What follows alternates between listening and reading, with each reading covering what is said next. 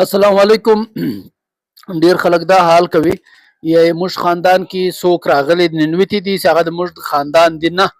آیا موږ هغه باسو په د حالات موجوده کې د ما دا مشوره ده چې تاسو په هغه باندې کار نه ولرئ.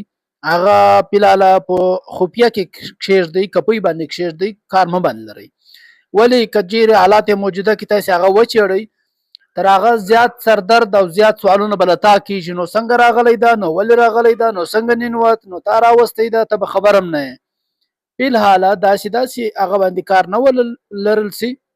بیا نورې ډېرې طریقې دي. ما په خیال باندې یوه دا طریقه هم ده چې هغه د خپلې فیملي سربراه نادره ته ورسي چې دا وفات سو او له ځانه خپله فیملي د ډیت سرټیفیکټ ور جوړ کړي.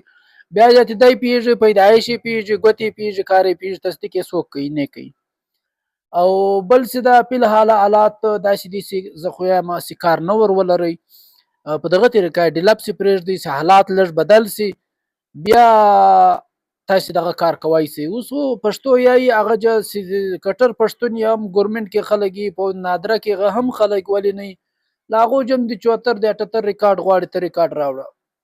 د پښتو ژبه ویونې لپاره دا ټول سیستم بدل ده. نو تاسې له ځان سره فی الحال دا احتیاط وکئ چې په هغو باندې کار مه لرئ. د ما دا مشوره ده.